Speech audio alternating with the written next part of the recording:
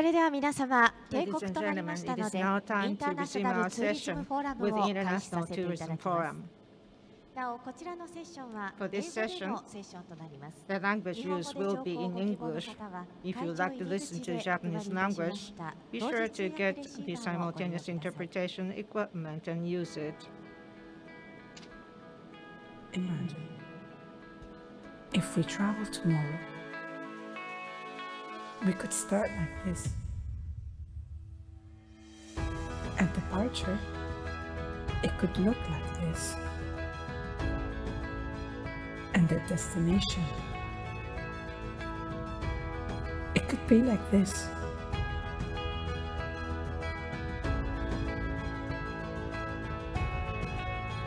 We could still do this.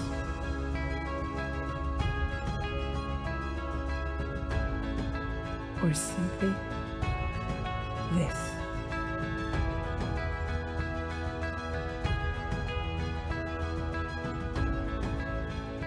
It might seem a bit more complicated than before, but trust us, it could also be easy. Because traveling safe does not mean enjoy less. It means enjoy, respect.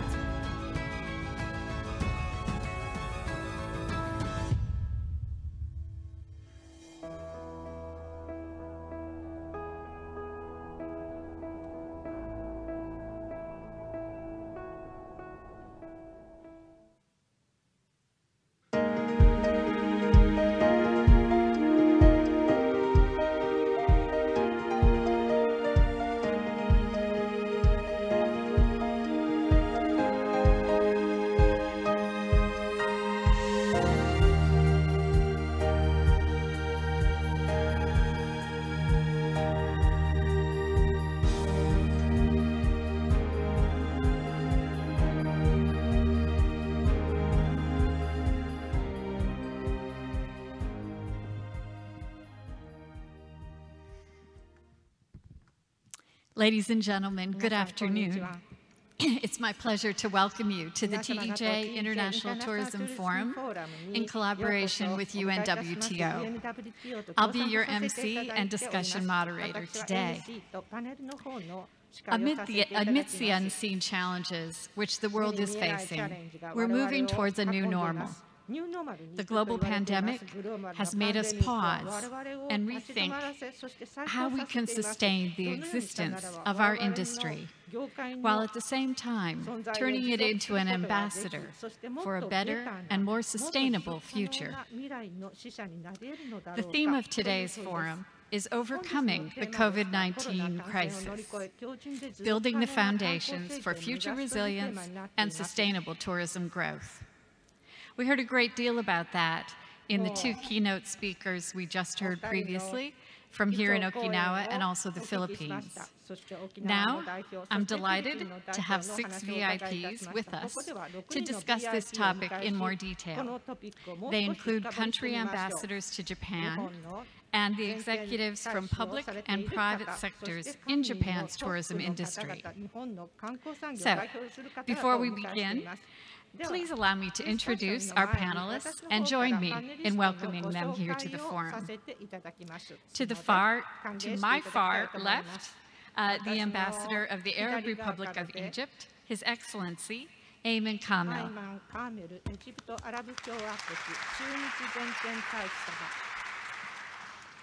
Next to him, the Vice Commissioner, Japan Tourism Agency, Mr. Tomohiro Kaneko.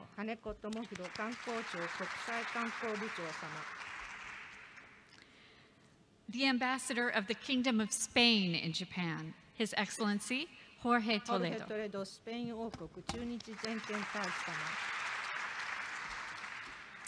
The Ambassador of the Royal Thai Embassy, His Excellency Singtong Lapisatipun. The Executive Senior Vice President, Japan National Tourism Organization, Ms. Akiko Yoshida. and President of JTB Corporation, Mr. Eijiro Yamashita.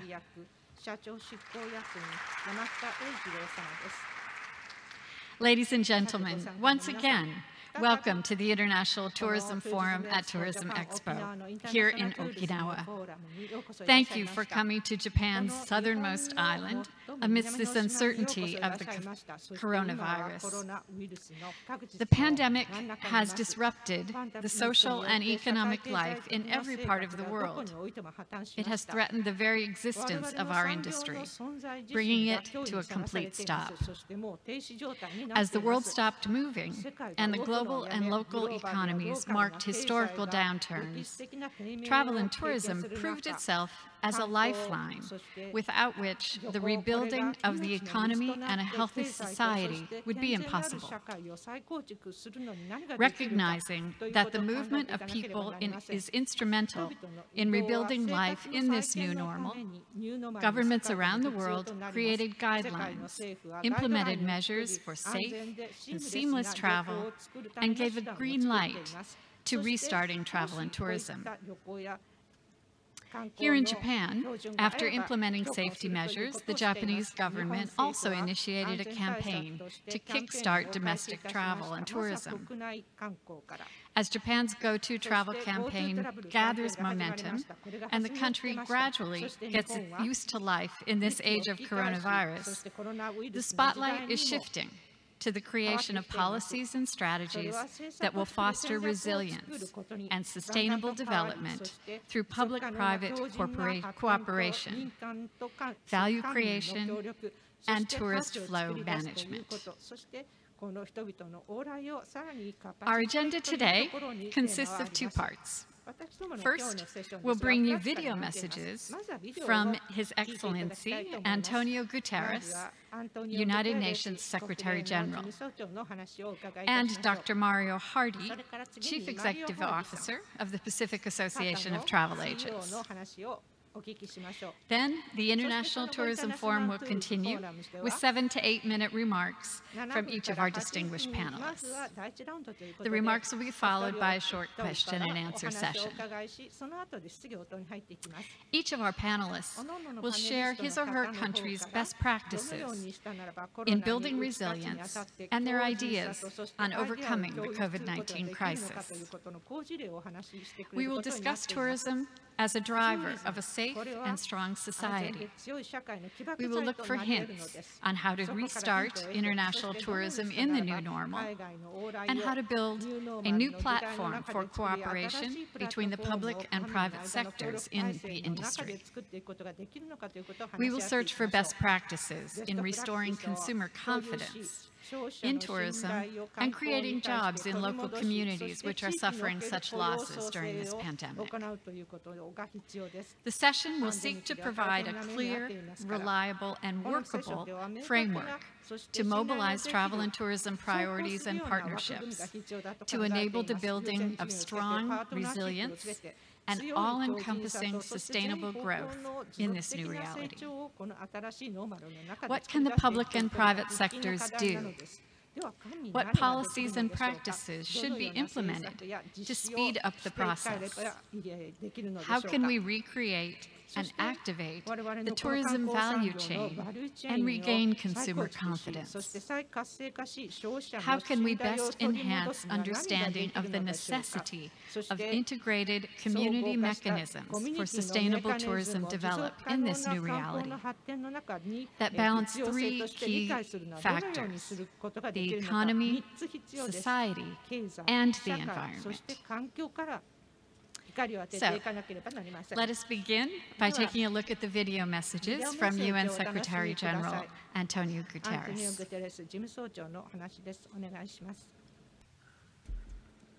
Tourism is one of the world's most important economic sectors. It employs 1 in every 10 people on Earth and provides livelihoods to hundreds of millions more. It boosts economies, and enables countries to thrive. It allows people to experience some of the world's cultural and natural riches and brings people closer to each other, highlighting our common humanity. Indeed, one might say that tourism is itself one of the wonders of the world. That is why it has been so painful to see how tourism has been devastated by the COVID-19 pandemic. In the first 5 months of this year, international tourist arrivals decreased by more than half, and some $320 billion in exports from tourism were lost. Overall, some 120 million direct jobs in tourism are at risk. Many are in the informal economy or in micro, small and medium-sized enterprises which employ a high proportion of women and young people. The crisis is a major shock for developed economies, but for developing countries it is an emergency, particularly for many small island developing states and African countries. For women, rural communities, indigenous peoples and many other historically marginalized populations, tourism has been a vehicle for integration, empowerment and generating income. Tourism is also a key pillar for the conservation of natural and cultural heritage. The falling revenues have led to increased poaching and habitat destruction in and around protected areas, and the closure of many World Heritage sites has deprived communities of vital livelihoods. It is imperative that we rebuild the tourism sector, but it must be in a way that is safe, equitable and climate-friendly. Transport-related greenhouse gas emissions could rebound sharply if recovery is not aligned with climate goals. Supporting the millions of livelihoods that depend on tourism means building a sustainable and responsible travel experience that is safe for host communities, workers and travelers. To aid recovery, I have identified 5 priority areas. First, mitigate the socio-economic impacts of the crisis. Second, build resilience across the entire tourism value chain. Third, maximize the use of technology in the tourism sector. Fourth, promote sustainability and green growth. And fifth, foster partnerships to enable tourism to further support the sustainable development goals. Let us ensure that tourism regains its position as a provider of decent jobs, stable incomes, and the protection of our cultural and natural heritage. Thank you.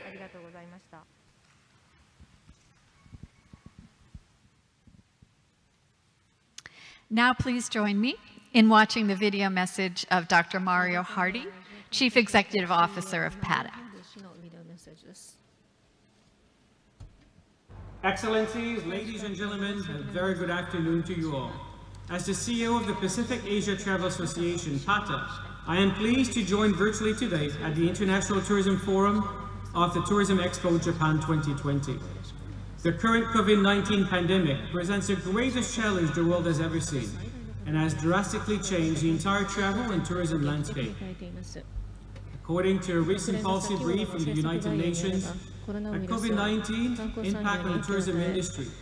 If a solution to reopen borders and rebuild consumer confidence is not found in the month to come, over 100 million direct tourism jobs are at risk globally, with approximately $1 trillion in losses in international visitor spending. This would amount to a loss of 1.5 to 2.8% of global GDP, and the most vulnerable would be directly affected by the severe economic impact. Nevertheless, the current situation has also given the industry an incredible opportunity to restart tourism and reassess the interdependence of relationships between tourism, the economy, the environment, and society, as well as highlight the importance of travel and tourism as a global vehicle for socioeconomic growth. As PATA acts as a catalyst for the responsible development of travel and tourism to, from, and within the Asia-Pacific region, we understand the need to partner with both the public and private sector to achieve such goals. With this in mind, PATA continues to support the need for the industry to restructure and rebuild with a focus on positively benefiting people and the local communities it affects, while at the same time also prioritizing health and the safety for the public of travelers and their local communities in order to build a more resilient, responsible, and sustainable global travel and tourism industry. Today's International Tourism Forum, under the theme of overcoming the COVID-19 crisis, building the foundations for future resilience and sustainable tourism growth, is the perfect platform to exchange information, strengthen friendship, and deepen cooperation between tourism industry stakeholders. It is unfortunate that I cannot join you today in person, but I wish you a fruitful discussion on practices that can facilitate the recovery of travel and the tourism sector in the new reality. I have no doubt that it will be an engaging and insightful session. And lastly, I would also like to take this opportunity to wish you all an enjoyable and productive time during today's event. Thank you very much.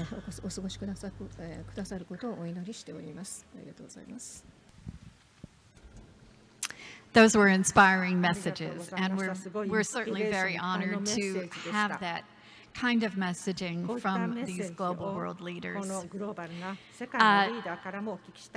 Dr. Hardy just mentioned, let's make this engaging and thought-provoking. So here we go. It's time to turn now to our VIPs to hear their remarks. And we'll begin first with the Ambassador of the Royal Thai Embassy, His Excellency Singtong Lapisat.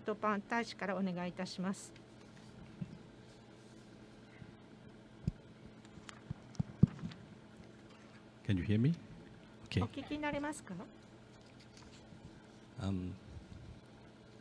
Konnichiwa, minasan. Well, Excellencies, distinguished guests, ladies and gentlemen, it is such an honor for me to be here with all of you today at this meaningful forum to discuss how the tourism sector can overcome COVID-19.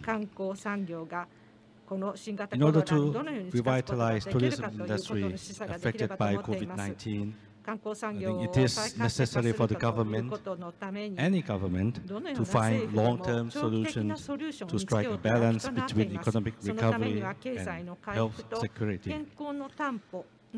Tourism industry is the major contributor to Thai economy. I therefore would like to share some strategies that Thailand has implemented. I would say that is our small contribution to global tourism industry. In order to recover our economy, while we have not yet fully opened our country to foreign tourists, the Thai government gears its policy towards enhancing domestic tourism first. The government subsidized part of expense on accommodation and meals for domestic travel under the campaign. In Thai, we call it Rao Tiao Doi Kan. That means we travel together. And another one is Tiao Pan Suk. That means trips to share happiness, which are quite similar to, I think, the Japanese go-to campaign.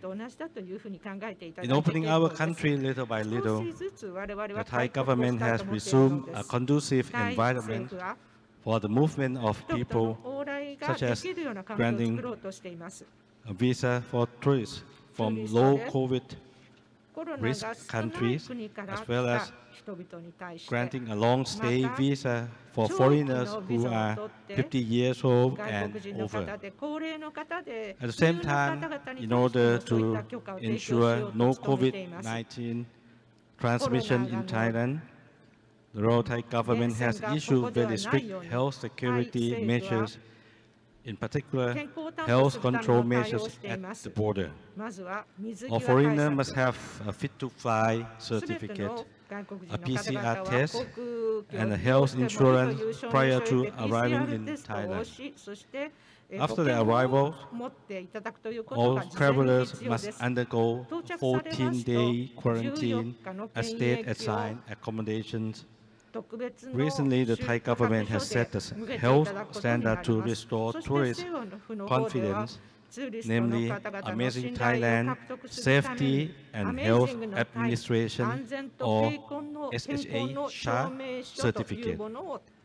Hotel, restaurant, tourist attractions, transport services, and other facilities in Thailand with the SHA sign will reassure tourists of their health standards so that foreign and Thai tourists can feel safe and be at ease to use those facilities. We anticipate that those measures mentioned earlier will lead to not only a revival of the tourism industry, but also sustainable and responsible tourism. We also hope that the implementation of these measures can be part of our efforts regarding the Sustainable Development Goals. Policy implementation might be various from countries to countries, depending on circumstance in each country. The panelists today, I think they will share with us many good examples. So hopefully, if we can connect the dots, particularly applying the same set of standards, we will, at all levels, ranging from local, national, and regional levels, we should be able to create a solid line from dot to line to achieve the new normal of tourism industry in a sustainable manner, which will lead to a safe and resilient society. Thank you very much for your attention. ありがとうございます。Thank you, Mr. Ambassador. Yes, connecting the dots. That's what we're here to do, and I think we can do that with this panel today. Next, let's hear from the Ambassador of the Kingdom of Spain in Japan, His Excellency Jorge Toledo. 皆様、こんにちは。 Good afternoon, ladies and gentlemen. Thank you very much to the organizers. JTTA, Japan2020, the Tourism Expo Japan, and also to the Okinawa Prefecture for hosting us today here. I've had the pleasure and the privilege of spending some days in this beautiful island, even profiting from this excellent program of Go to Japan, an excellent idea which is working very well, I must say. So thank you very much. And thank you for the effort of organizing this in these most challenging times, probably the most challenging time for the tourism industry in decades. These very difficult times, and despite them, you've been able to safely organize this expo in Okinawa, and that speaks very well about the Japanese people's resilience and the determination in front of very tough difficulties. As I say, everybody knows we are experiencing the most difficult times in decades for the tourism industry, which has basically stopped all over the world, especially foreign tourism coming, inbound tourism coming to all our countries. Unfortunately, after some years which had seen very strong growth of inbound tourism to Japan,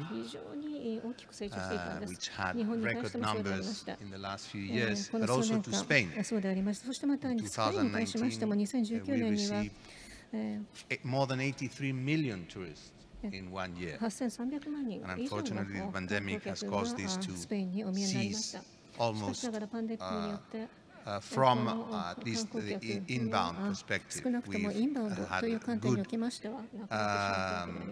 domestic tourism this summer, but now with the second wave that's ravaging Europe and other places, we are again facing difficult times in the months to come. But we hope, we expect it will be over soon, because we're taking very strict measures to combat this pandemic. But we are also, they say, every crisis brings an opportunity. We could use less opportunities, I suppose, and less crisis. But it's a fact that we have a crisis, so we are trying to use it in Spain, in the European Union, because we are part of a larger area, the European Union, with no frontiers. And we are using this as an opportunity to improve infrastructure, to improve procedures and protocols, to improve health procedures, to improve connections. And we hope that after this is over, we'll be ready for restarting, for resuming the strong growth in tourism and in human exchanges in Europe and in Spain. We are being hit hard. 12% of Spanish GNP is tourism, but I think we are using this opportunity well, and that we will be very well prepared for the end of this pandemic. What we are doing also during the pandemic is things like creating safe corridors, for instance, between the Canary Islands, which is not being hit that bad by the pandemic, and countries like Germany or the UK. In the meantime, we're also protecting jobs and protecting the industry with loans, with guarantee. It is an enormous financial effort, but we are undertaking it also with the help of the European Union institutions and financing. The European Union is not only a market, it's also a solidarity area. And we are using it for training opportunities for people in the industry of tourism. We are improving the digitalization of the industry. All this, as I said, means a big financial effort. The European Union has approved the European Recovery Fund, and Spain has been allocated the enormous sum of 140 billion euro, about 150 billion US dollars. So we're all in this together.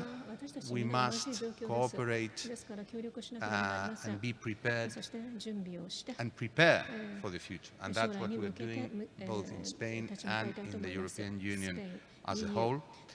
So let us expect, let us hope, let us wish that sooner rather than later this nightmare will be over, and that we will all be in an excellent position to resume growth in this fundamental industry.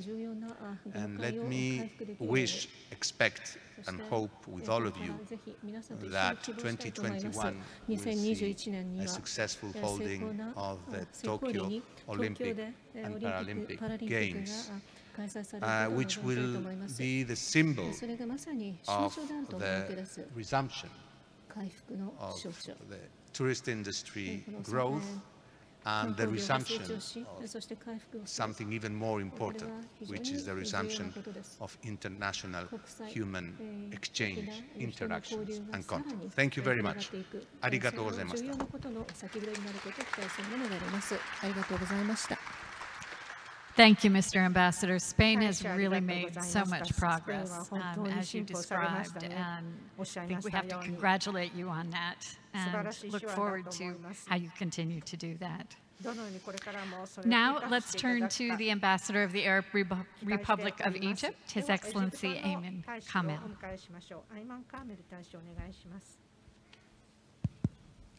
Thank you very much. Honorable representatives of Japan Association of Travel Agents, JATA, dear fellow panelists, distinguished excellencies, ambassadors, ladies and gentlemen. Well, let me start my remarks by thanking JATA for the courageous initiative of organizing and hosting this year's Expo and forum in this magnificent location of Okinawa. Despite the current situation, this is an initiative, I think, which goes along with the ongoing serious efforts to revive the tourism industry worldwide. So I'm so glad to be here to participate in this panel, and as we are here to share our feedback on the best practices I will shed some light on Egypt's perspective, as well as maybe Africa and the Middle East, concerning the efforts to overcome the COVID-19 pandemic. Egypt, like most countries of the world, was deeply affected, of course, with the pandemic and when the pandemic erupted. However, we were among the first countries to take several serious measures to control its spread, the most drastic of which was locking down and restricting all incoming air traffic on March 23, 2020. By the way, there was a direct flight from Narita to Cairo, which also had to stop its operation during this end of March 2020 due to the effect of the pandemic. Needless to say that those measures have taken a heavy toll on the economy, of course, as all the productive activities were suspended. The most impacted amongst all was the tourism industry, which employs in Egypt about 12% of the country's labor force, thus representing nearly 20% of Egypt's GDP. Also, let me tell you that in Africa, tourism industry, which employs 24.6 million people, representing 7% of the total labor force in Africa, will witness an estimated loss of about $120 billion in GDP contribution. And it's worth mentioning also that travel and tourism contribute to over $170 billion to Africa's economy, representing about also 7% of Africa's GDP. While in the Gulf countries, this sector accounted for $245 billion of the total GDP, about 9%, and is expected to attract, it was expected to attract about 195 million visitors to the Middle East region by the year 2030, which now, of course, with the pandemic, is not evident to happen. So, let me tell you that in Egypt, in May 2020, amid declining COVID-19 infections, together with a pressing economic need to going back to business, the Egyptian government implemented a comprehensive plan in compliance with WHO recommendations for the resumption of domestic tourism, followed by foreign inbound tourism, which was in operation starting from 1st of July 2020. So Egypt is welcoming all the tourists since last July. Since then, and as of mid-October, more than 250,000 tourists came to Egypt from 15 different countries, and they went back home safely, thanks to a series of precautionary regulations that has been implemented at each and every step along the way, from the tourist's country of origin upon their stay in Egypt until their departure.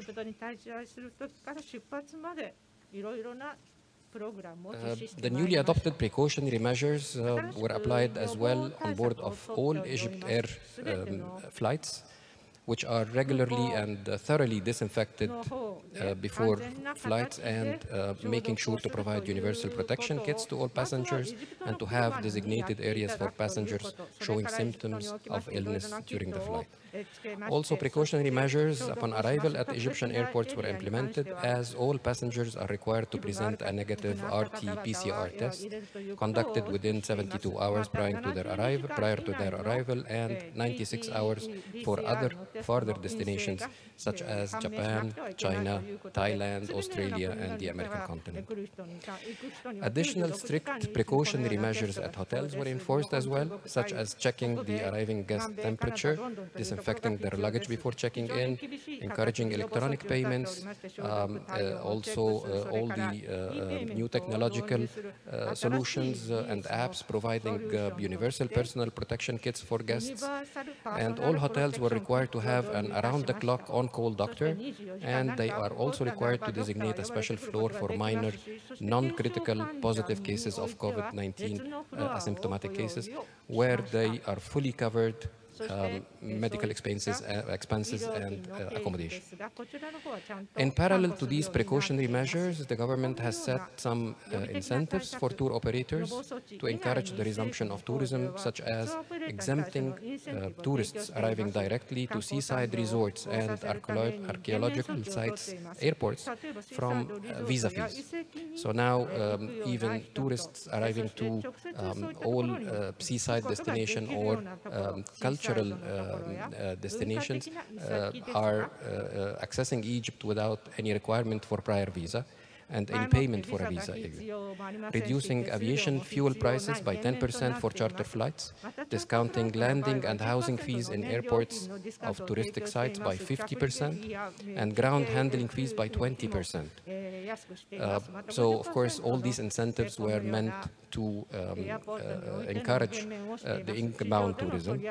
Also, tourists arriving on board Egypt Air and the Air Cairo flights now enjoy 20% discount on entry ticket fees to all archaeological sites. We in Egypt believe that going back to business as usual is no longer a choice.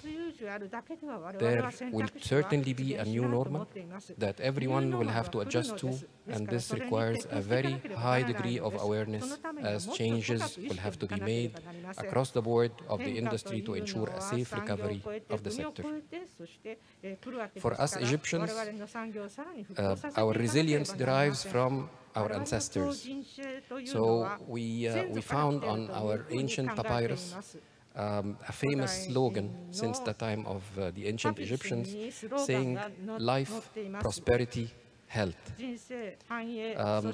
This slogan now became the new brand. We branded our safety campaign for the new normal tourism with this new slogan, life, prosperity, health. We certainly hope that the tourism industry could overcome this pandemic challenge and resume all activities safely and comfortably for the well-being of this vital sector. Thank you very much for your attention. Arigatou gozaimasu. Thank you.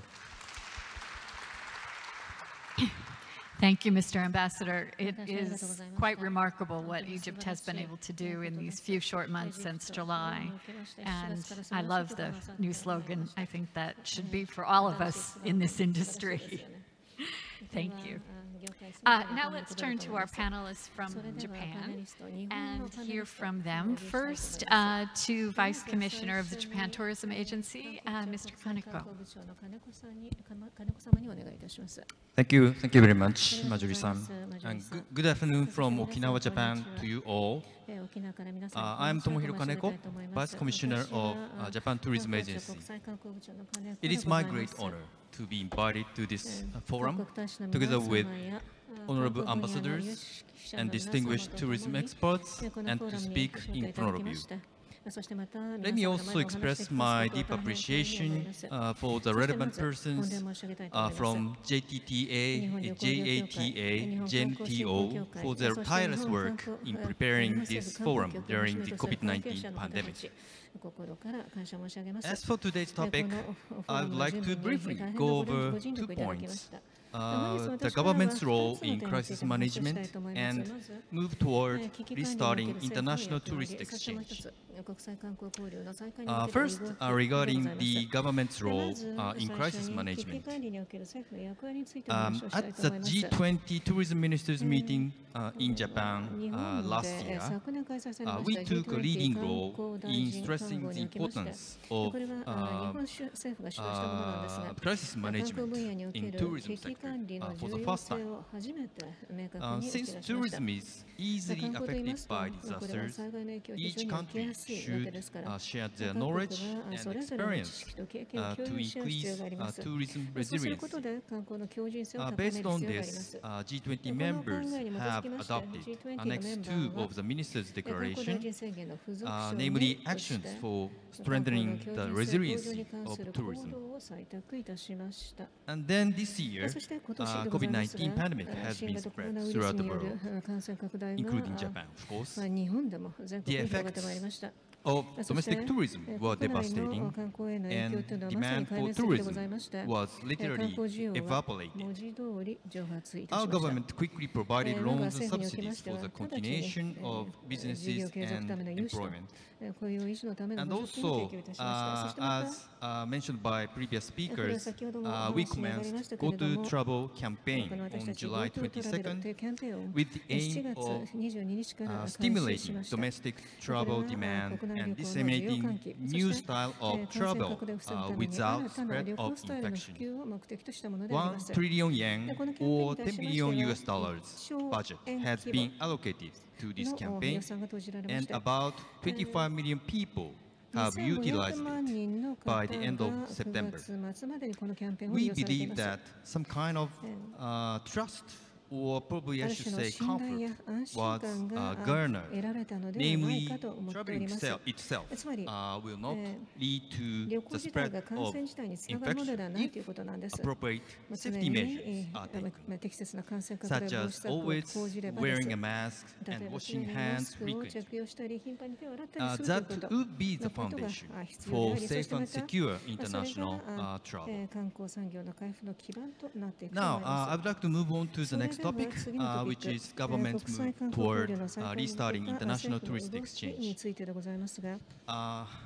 We are currently facing a severe challenge right now, but this period could become a chance for us to prepare for its revival of international tourism. Our government is currently working to offer more multilingual support, among others, for international tourists. We are also promoting new kinds of attractive content for international tourists through digital technology. In addition, we have been gradually easing international traffic to and from Japan since this summer, upon adequate inspections at each port of entry, taking into account the current status of infection. As you know, Japan will hold the Tokyo Olympic and Paralympic Games next summer.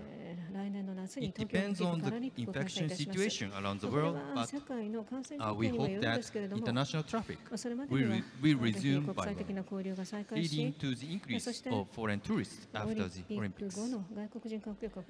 In addition, Japan Tourism Agency plans to organize a tourism ministers meeting in Tokyo next year as an opportunity to promote the recovery of mutual tourism exchange. I hope that this will be good news for all of you, and this could be a very first type of this government-to-government meeting next year, sometime next year. Now, I'll stop here, and thank you very much for your attention. Thank you, Kaneko-san. Yes, as one of those 55 million people who have already been on the Go-To Travel campaign, I can attest it works very well, and it's a great, great program. Japan has made a lot of progress domestically so far. Let's turn now to JNTO and hear from the Executive Senior Vice President, Akiko Yoshida. Good afternoon, everyone. I'm Yoshida of Japan National Tourism Organization, which is a national tourism board promoting inbound tourism to Japan. It is an honor for me to join the discussion with distinguished speakers at this forum. I'd like to refer to the impact of tourism in local communities and local economies. In the recent years, the number of international visitors to Japan has seen a significant growth. However, at present, international tourism has effectively stopped due to the COVID-19 pandemic, and inbound tourism has inevitably been put on hold. This disruption made us aware of the significance of tourism in our local economies. Now, inbound tourism has grown the second largest sector in Japan in terms of international trade surplus. And it also gave us a moment to reflect what has occurred in the recent years and where we should put more focus in the tourism strategies once the borders reopen. On this point, while we have experienced record high numbers of international visitors every year, there are some issues that have been already pointed out. For example, in Japan, many tourists visit specific areas and places in megacities and causes tensions with residents there, which is so-called over-tourism problems. In post-COVID-19 world, we need to put extra effort for diversification of local destinations to less visited areas, to maximize the benefits to local economies and achieve sustainable tourism development. And the success of inbound tourism not only brought about economic benefits, but also made us recognize that the tourism is a vital tool to revitalize local cultural heritage. We can more emphasize this side of the impact of tourism to local communities. This will also enhance the quality of tourism for travelers coming to Japan. With this in mind, in addition to marketing activities through our overseas offices, JNTO is now taking 3 initiatives in actively engaging in communications with domestic partners, such as local governments and local tourism industries.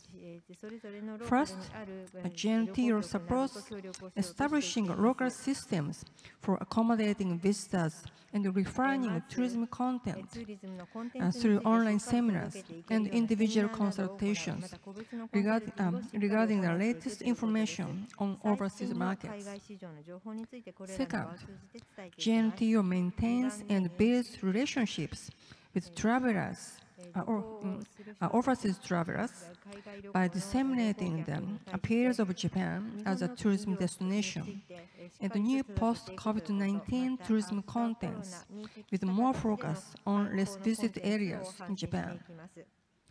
Third, JNTO is working to gather accurate information on the latest changes and updates to immigration restrictions in each country and changes in traveler needs, and sharing this information with travelers and domestic stakeholders.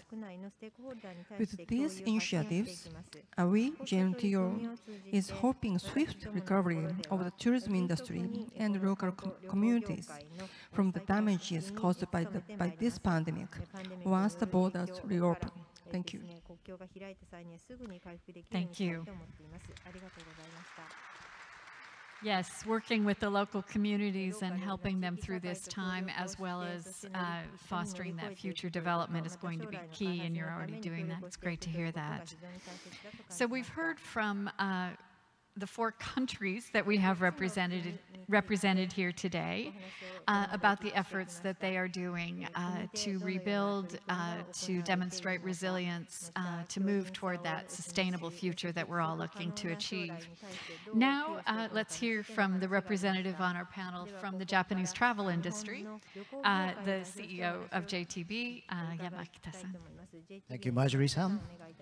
Honorable ambassadors, excellent panels, and distinguished guests, and everyone from the world listening to us. Thank you very much for participating. I am Eijiro Yamakita, President and CEO of JTB Group. As a representative of the private sector, only one, I would like to mention something related to the recovery of the tourism in Japan. Very first of all, I would like to extend my appreciation, great appreciation to our government, first of all, for supporting tourism back in the right track. It's on the way, but the Go-To campaign helped a lot. Thank you very much. And also from the foreign government who have made a great support, taking actions, and a great supportive comment as well today for the recovery of the tourism today. Thank you for your support. And all the destination players who have supported this recovery process. We have a very severe condition at this moment, but thanks to this effort, the current domestic travel level has recovered to the certain level, and this is the point we are trying to recover as much as possible. Still, the cross-border trip has a lot of problem, very much restricted at this moment. So this is the next challenge, how to open these borders for the future. To rebuild, as everyone mentioned, this is a really good opportunity for us to reconsider the tourism itself and prepare for the recovery. So to rebuild and bring people back to the normal life, I'd like to propose 3 things. One is to put a priority, top priority on the customer experience. That is, from our side, our point of view, it is really important to focus on the customer experience, because it's not, we tend to think about the booking process only, how the customer have a convenience at the booking process, but the trip has a lot of stage from the beginning. When people start thinking about traveling for the future, they need the proper information, and then the consultation and booking. Then at the destination, a lot of services provided by many players, so the experience at the destination should be improved. And then even after the trip, when people is back home, they recollect all the good memories during the trip, and then this will lead to the rethinking, thinking about the next trip. This is kind of ecosystem, in my wording, ecosystem for the customer journey. So by improving this customer journey process, the tourism could be more sustainable, because this cycle will continue. So it is important to establish this kind of cycle. Secondly, it is important we all work together as a partnership. Partnership was mentioned in the WTTC and the UN as well, but it is important to include as many stakeholders as possible, particularly at the destination. The major element of the travel is the accommodation, transportation, meals. However, there are a lot of other players who can be involved in the tourism activities, local services, local government as well.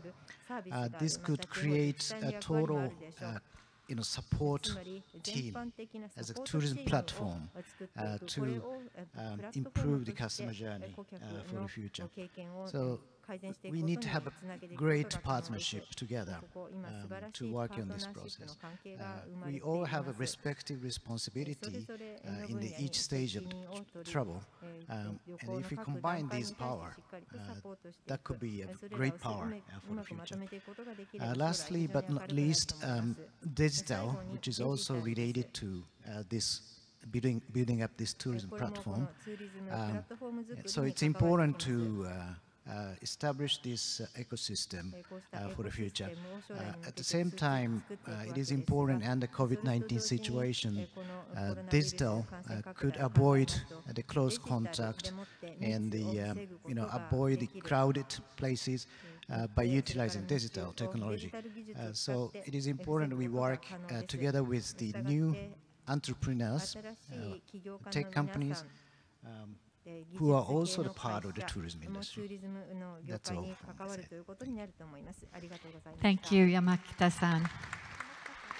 So yes, improving that customer journey, making that even better, partnerships, and then adding new partners on the digital side.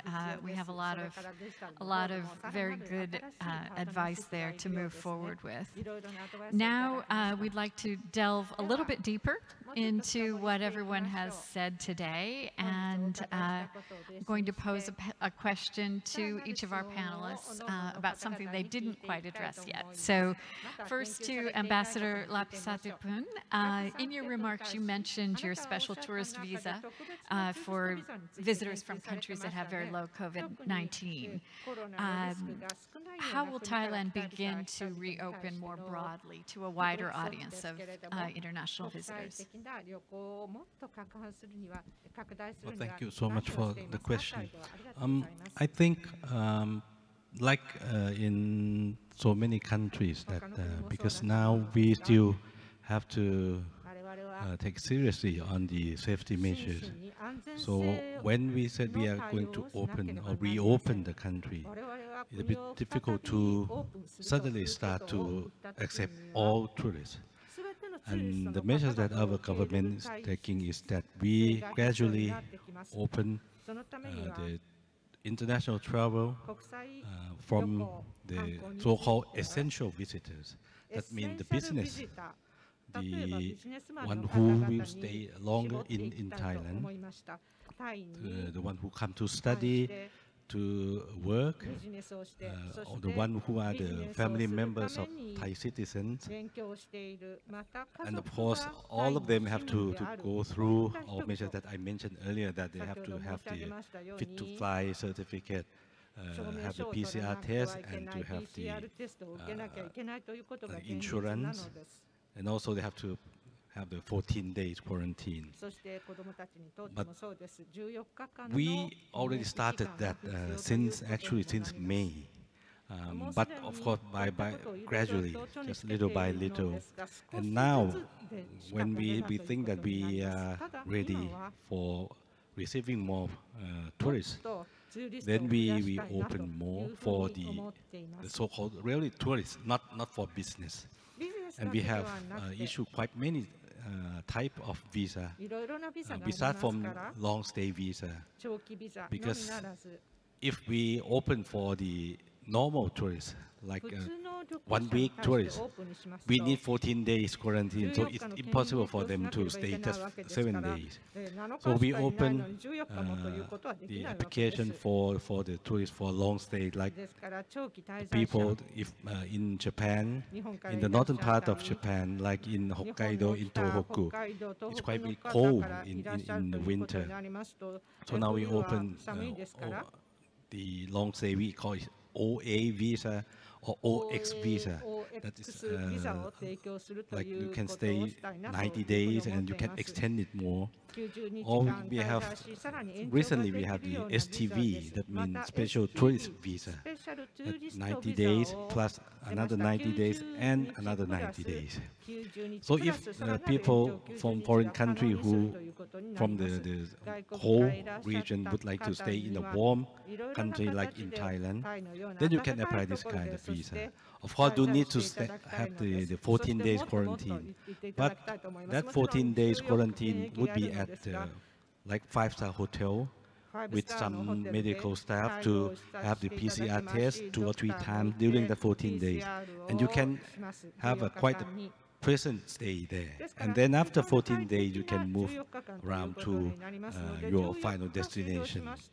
So that already started. And I think gradually, if the situation is getting better and better, we can open up for the shorter stay.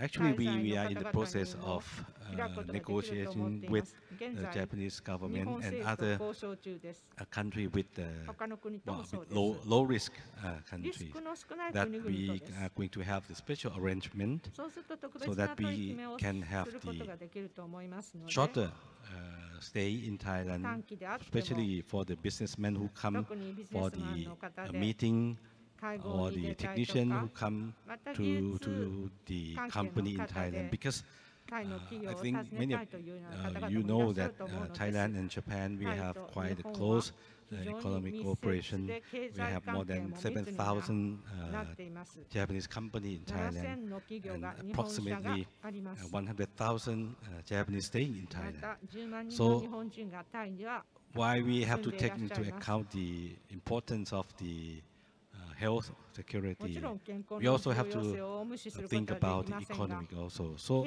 this is what we are doing, and I think sooner or later, maybe sooner better than later, we are going to have the agreement with the Japanese government on the so-called business track, or we call it fast track arrangement between the two countries. And then I think our international traveling with the foreign country will resume and going into the, well, close to the normal situation.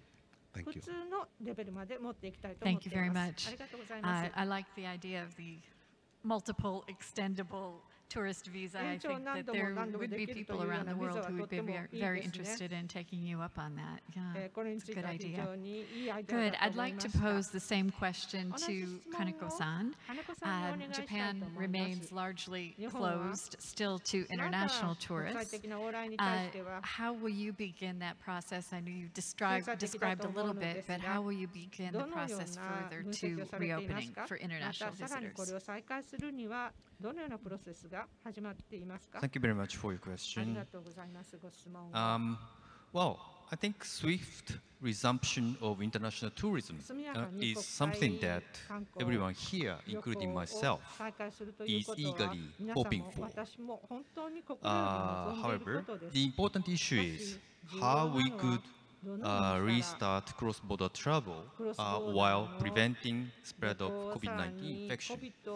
As Ambassador from Thailand mentioned, the important and difficult part is how we could strike a balance between these two different interests. And currently, Japan is now gradually allowing international travel, beginning with areas where the novel coronavirus situation is winding down, and has advanced coordination with 16 target countries in Asia-Pacific region so far. And as a result, the business track for short-term business travelers, namely not applying strict 14 days quarantine rule, has already started with Singapore and Korea, and next in line would be Vietnam.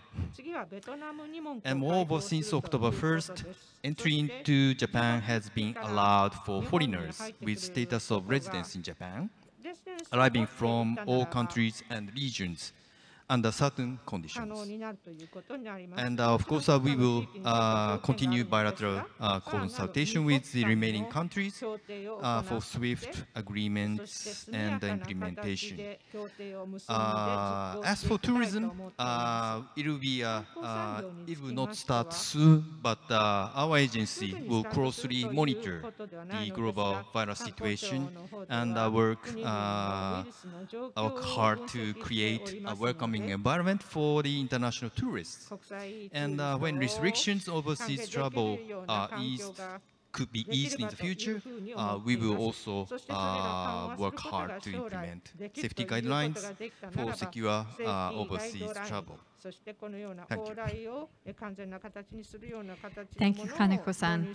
I think that we've seen real progress in the last couple of months on opening up, and what you just indicated sounds like maybe Thailand will be on that list fairly soon of possibly opening up as well between Japan. So that's great.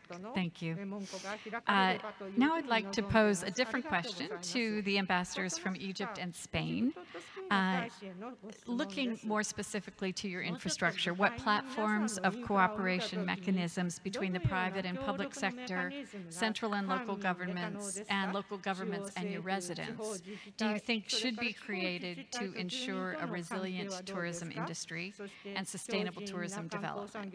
And Ambassador Kamel, we'll start with you first. Thank you very much. It's a very interesting question. And let me first tell you what we did in Egypt, and then I'll tell you what I think about this concept. To maintain a sustainable and resilient tourism and to create a relationship between the public and the private sector, Egypt undertook several initiatives recently in order to revive the sector completely.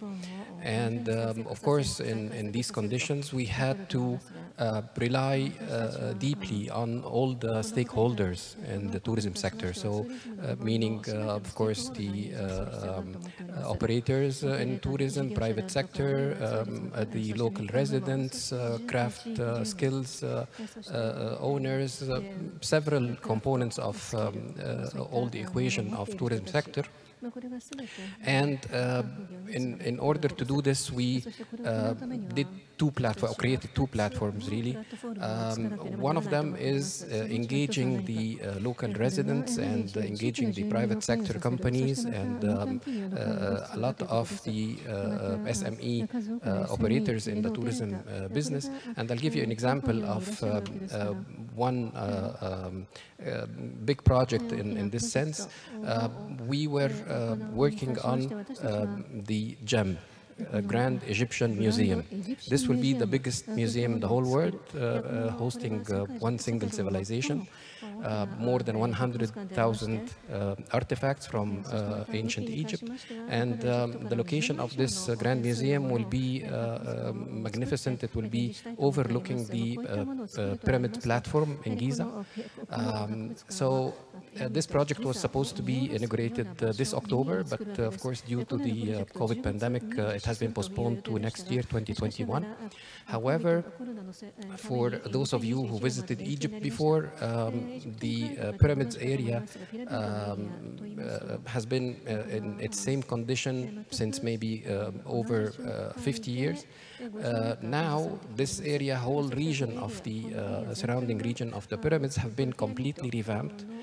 And the GEM, the Grand Egyptian Museum, is being located in this specific area, but the modernization of this region happened due to the cooperation between the public and the private sector and the local residents of this area who have been living there for many years, and also the bazaar owners, the small operators like the tour guides and all the entertainment, other entertainment for tourists and so on. So with the cooperation between the government and all those stakeholders, it was possible to revamp completely the area surrounding the pyramids. So now it is really a model of the sustainable tourism for the future, not just for visitors to come one time and probably also affecting the quality of the archaeological site and the sustainability of our antiquities.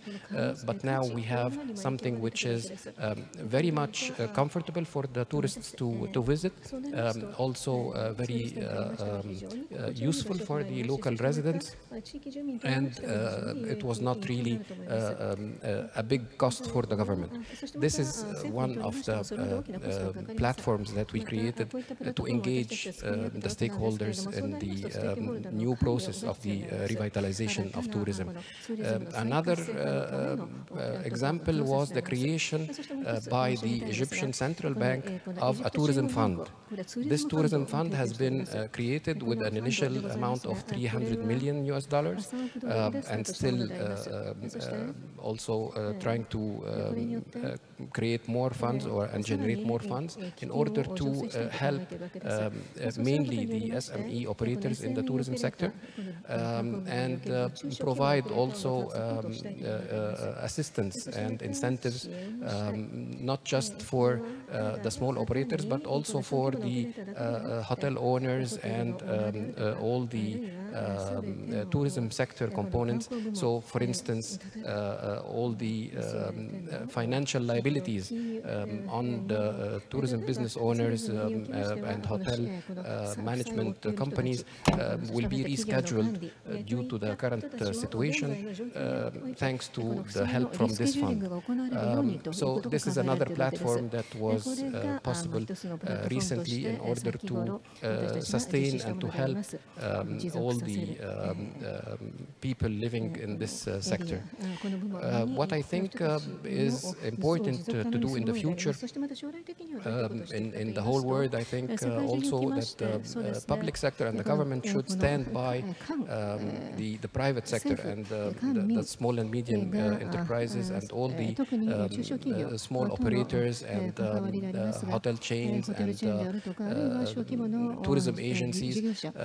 Governments have to provide assistance through these platforms to engage local residents in all the touristic areas also in this sense to create more awareness to the importance of tourism and to how to build capacities in local residents also to cooperate with the government in this sense and through similar solutions like funds to be created in all countries and providing funding and sustainability allowances to all the operators in this sector. I think this is the solution to engage the public and private partnership in the revitalization of the tourism sector.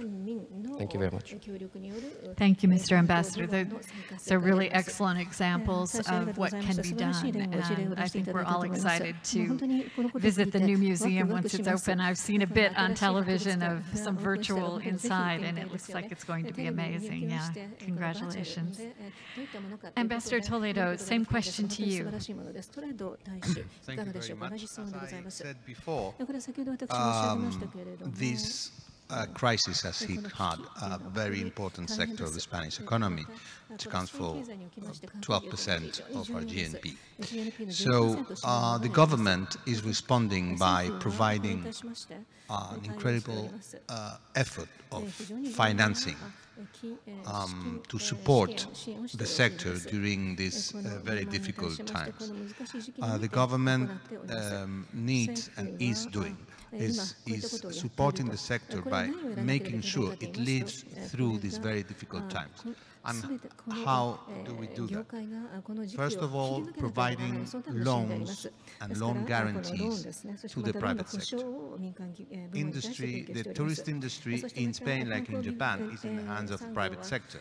So the government is asking the private sector in this case to enforce safety, health measures, or sometimes going into lockdowns.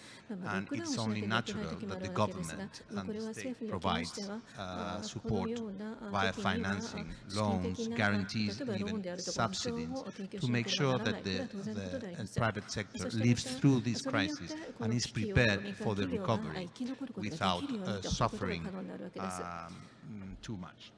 So, for instance, jobs, protecting the jobs in the private sector. Many private sector companies in this industry have had to temporarily close or reduce activities in a number of areas. So the government has made it possible for the companies to furlough thousands, tens of thousands of workers in this sector by providing a subsidy for the wages. この賃金の支援をするということを行っております。そしてまたもう一つ例として挙げたいんですけれども、この回復のための準備をするということです。プログラムがございます。これはスペイン政府が実施しているプログラムなんですけれども、これはWorld Heritage Cities. We この have, 世界遺産 as you know, in Spain, の場所があるわけなんです large けれど number も、 of World Heritage UNESCO cities, 15 of them. And there is a program it's being implemented now to prepare them for promotion and for infrastructure building in these cities so that they're very well prepared for when foreign tourism resumes. There is also a scheme that's been implemented in Spain right now about insurance, making sure that all foreign tourists that still come to Spain, because they're still coming to Spain, have an insurance which is paid by the Spanish government. So in case they fall ill, in case they are affected by COVID-19 during their stay in Spain, they get health coverage and even repatriation to their own country. In any case, it's all about getting through this as safely as possible and preparing for a normal, back to normal or new normal future with sustainable basis. Thank you very much. Thank you. More really excellent ideas for countries around the world to look at in terms of rebuilding and creating that infrastructure. Those are really, really exciting. On the Japan panelists, I'd like to ask a different question, and it's about restarting international tourism. There's one point that's indispensable to the restart, and we've alluded to it a little bit in our conversation today, and that's consumer confidence, being sure that consumers feel comfortable to visit the destination. Yoshida-san, how will you help the overseas visitors feel it's safe to visit Japan? Yes, there will be 2 points that we need to assure overseas travelers. That is, first, we have to assure them that the traveling to and in Japan is safe. That's the first point. And also, important thing is they have to be assured that they will be welcomed by Japanese people when they come to Japan. And to enable that, we also assure Japanese people that receiving international tourists is safe. We can receive international tourists safely. So to enable this, I think that the communications should be in both ways. Very good. Yes, again, involving the local residents in supporting that effort. How about on the outbound side, Yamakita-san? What should the Japanese travel industry do in order to help Japanese travelers regain the confidence to go outbound again? It's not an easy question, but this is related to the psychological part of the human beings. So it is important, at the end of the day, that vaccination is important to ensure the people's mindset, travel is safe. But for the time being, it's not possible. And then what is important is, first of all, the government support is obviously needed at this moment under this extraordinary situation. As kindly mentioned, the financial support to the stakeholders related to the tourism industry, this is the first priority. Otherwise, people feel that the tourism itself is destroyed before they travel, so they never travel again. So welcoming people, this is first important priority. And second of all, it is important to open a home in case of a cross-border trip. like this 海外旅 event, 行について、例えば try 今 our 回のようなイ example ベントでもってトラ could イアルをしてみる、やっ make てみるという people ことで feel す。 that こ we れら can の経験 get を通じ together て like 一緒に this, 集まっても大丈 but 夫 in な a んだと different 思え way, るよう in a にする。 safe way. これまでとは違う This is the 安全 very な方法でとい important うこと first にな step. りますが、これが大きな第一歩になると思います。Olympic Games, オリンピック、no matter what the style is, that has to be. これをやっていく、そしてそれについてもどうやってやっていくのかということ、うまくやっていくということが極 Also めて the 大切になると思います。 conducting the familiarization trip, right? それから馴 This 染んでもらう could ための help 旅行、 people 少しずつ feel 慣れていってもらう this ということ country も is 大 safe. 切だと思います。そしてこ So の国が安全 after だと the いう business 印象を持っ track て is もらうわけで open, す。ビジネスト next ラック step が could be 開 for the 始され leisure たら、その market. 次がレジャー、娯楽での旅 Try 行 out ということになるでしょう。そこでトライアル、試しにやってみるというグループの人たちを招き入れて、そしてそこで十分に注意をしながらやっていくということです。個人客がどこにでも好きなところに行くということではなくて、グループ旅行ということで、そちらの方がよりコントロール、活動のコントロールもしやすいと思いますので、それをやってみるのが良いと思います。そうやって少しずつ例を積み重ねていくということが良いと思います。Thank you. Yes, we need to be able to give the travelers the examples of 旅 how 行 it 者 can の be 方 done にどう safely. や I って安 think 全にやってい that's け an ばいいのかという excellent ことを point. 事例として経験してもらうことが大切なんです We ね。 are at the end of our discussion. Thank you for the wonderful insights that you shared, the knowledge that you shared with our entire global travel and tourism community today. Each of you have shown that by working together, we can build the foundations of a strong, resilient society and ensure sustainable tourism growth. So, ladies and gentlemen, could you please join me in giving a round of applause to our distinguished panel today? Thank you to all of you.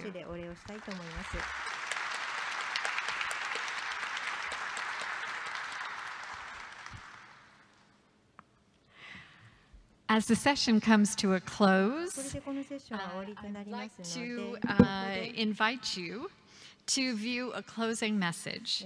And this is from the for the International Tourism Forum from Mr. Ju Shangjong, UNWTO Executive Director. Please take a look.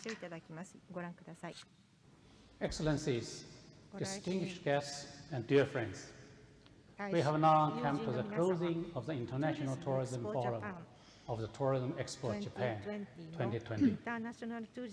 First of all, I wish to express my appreciation to the distinguished panelists, moderate, and international and national participants for sharing their excellent ideas and the best practices with us. We will surely highlight lessons learned from today's discussion, which can facilitate the recovery of the travel and the tourism sector in a newly reality.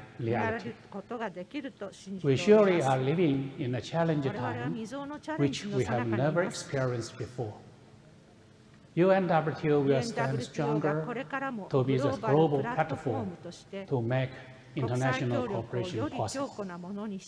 And I encourage all stakeholders of tourism to continue our work in delivering thoughts and solutions on restarting tourism in a sustainable way.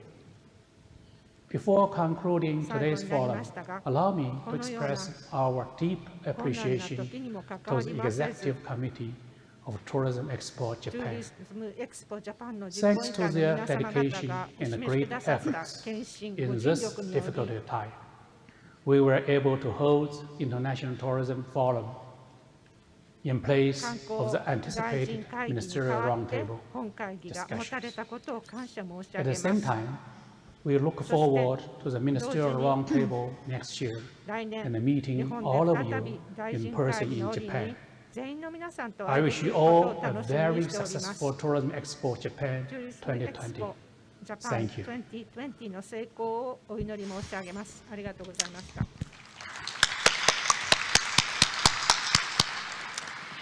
Ladies and gentlemen, we've come to the end of the International Tourism Forum here at TEJ, Tourism Expo Japan in Okinawa. Join me again in another round of applause for our speakers today, and thank you all very much for joining us.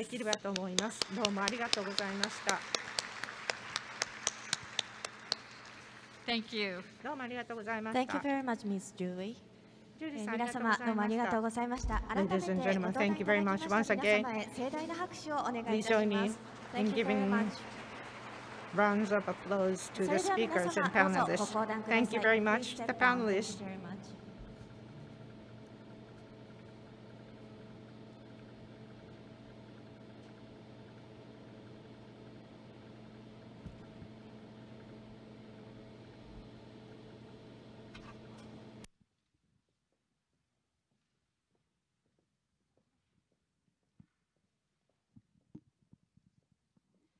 皆様ありがとうございました。 Thank you very much, ladies and gentlemen.